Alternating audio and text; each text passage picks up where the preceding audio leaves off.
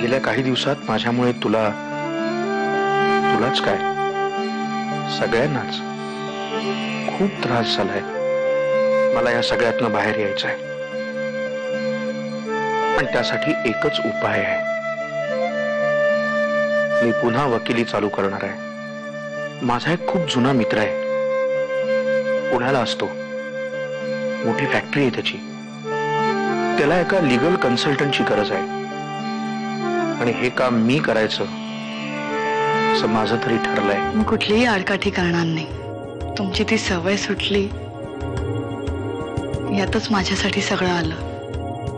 मी देवाला माझ्या कुंकवासाठी भेटायला गेले होते. तमीन कसे आणि आई तुझा आता जरा आराम कर, मी आहे इथे. अगं आरामाची गरज तुला आहे, मला नाही. आणि नाही म्हटलं तरी थोडासा थकवा जाणवतोच. तुला सांगू, यांच्याजवळ असताना मला अजिबात थकवा जाणवत नाही. आणि मी एकटी थोडीच आहे. अमृता येईलच की आता.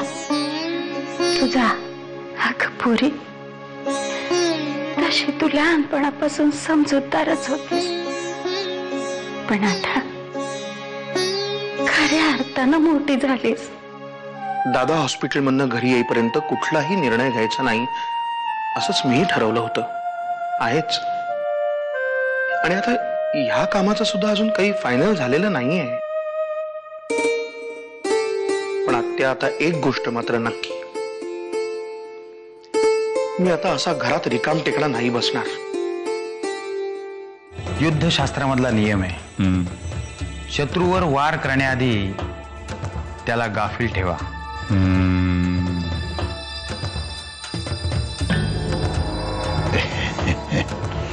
वाकनीस, हा नियम आमच्या बाबतीत लागू नाही ना पडत. तुमचं काय खरं नाही. बरं, आपल्या कामाचं काय झालं? कोण नाही ऐकत, बोला. काळजी करू नका परशुशेठ. माझ्या माणसानं तुमच्या दोघांचेही जन्मतारखेचे दाखले मिळवलेत तहसील कचेरीत. मी ते तसेच बापट वकिलांकडे पाठवलेत. आज बापट वकील स्वतः येतील आणि सगळ्यांसमोर घोषित करतील वारस कोणते.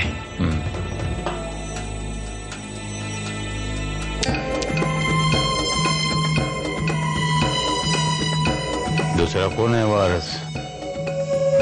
एकमेव वारस, परशुराम किल्लेदार. मिसेस किल्लेदार,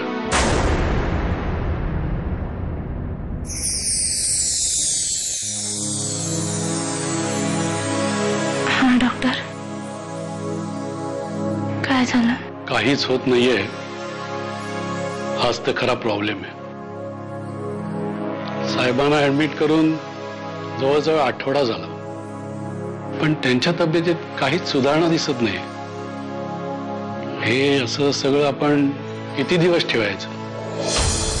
किती दिवस म्हणजे? जोवर हे बरे होत नाही तोवर. आणि पुन्हा असले प्रश्न मला विचारू नका. ठीक आहे.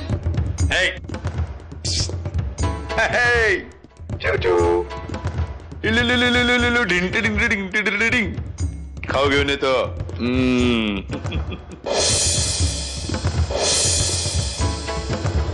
मी इथेच राहीन तुझ्या बरोबर.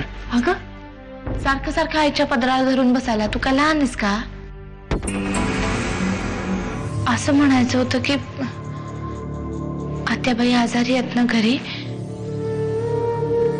तू घरी थांबायला पाहिजेस त्यांच्याजवळ. तिच्यासाठीच तर राहावं लागतं.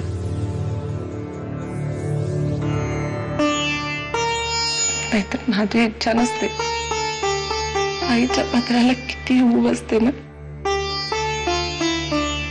एखाद्या व्यक्तीची किंमत ती गेल्यावर कळते, हेच खरं.